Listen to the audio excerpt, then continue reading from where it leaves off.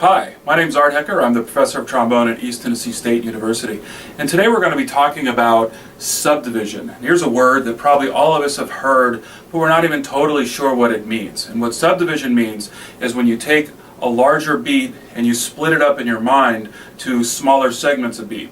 So for instance, if we have, say, a dotted eighth followed by a 16th note, we're going to think of the 3 16th notes within that dotted eighth so that we make sure that it equals up to the final 16th note to complete the beat. So we think 1, 2, 3, and 1, 1, 2, 3, and 1. And that means we're subdividing the larger beat. This is something that band directors say all the time, private teachers, subdivide the beat, and you'll play it right.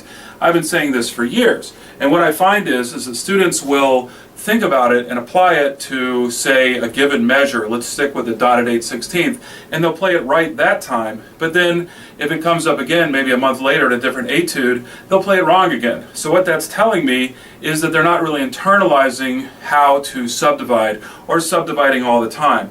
So it got me really thinking, how can we actually teach subdivision in a way that will stick with a student forever?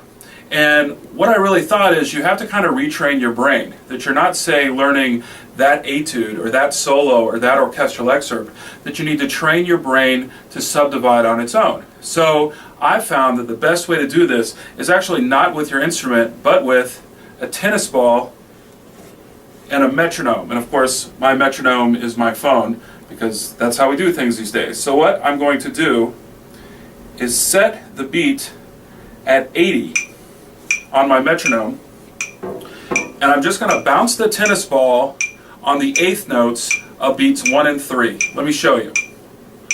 1 and 2, 3 and 4, 1 and 2, 3 and 4, 1 and 2, 3 and 4. And this does a couple of things.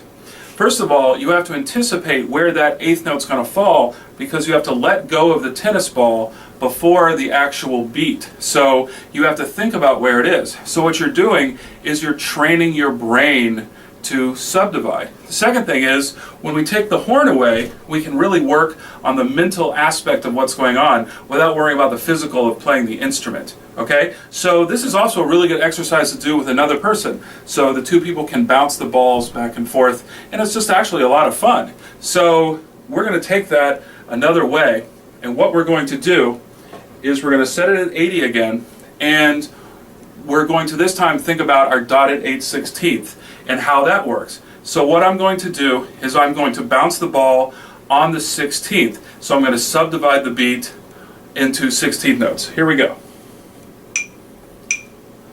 So I'm thinking 1E and a 2E and a 3E and a 4, right? So here I go. 1E and a 2, 3E and a 4, 1E and a 2, 3E and a 4, 1E and a 2, 3E and a 4. So I'm anticipating where that fourth 16th note is going to fall. I can turn this around. Now I'm going to bounce on the second 16th notes. 1E and a 2, 3E and a 4, 1E and a 2, 3E and a 4. So I can do that. You can also do this with triplets. So I'm going to bounce on the second triplets. 1 and a 2, 3 and a 4, 1 and a 2, 3 and a 4. Or on the third. 1 and a 2, 3 and a 4, 1 and a 2, 3 and a 4. And what this does is it teaches your brain how to subdivide a beat without even really thinking about the music on the page. Then, when you go to the music and you've kind of worked on this way, the subdivision will be easier. So what I would recommend is find a tennis ball or a racquetball or some kind of a ball that bounces, maybe not a super ball because it would just be too challenging, and get a metronome, set it about 80, maybe a little slower, probably no faster than maybe 80, and bounce every other beat. Otherwise you're just bouncing constantly, and it's more of an exercise in kind of like juggling as opposed to really thinking about it with your brain. And give this a try for about a week, and then go back and see if you can't subdivide better. Because what you're going to find, I think, is that when your brain's used to it, subdivision really comes quite naturally. So I hope this was helpful, and I encourage you to look back at this website and see some more videos that hopefully you'll find equally as helpful. And I encourage you to check out East Tennessee State University. We'd love to have you come and see what we're doing and pay us a visit. And if I can help in any way to further your playing or to make you a better musician, please feel free to call me or send me an email at ETSU. So have a wonderful day, and we'll chat again.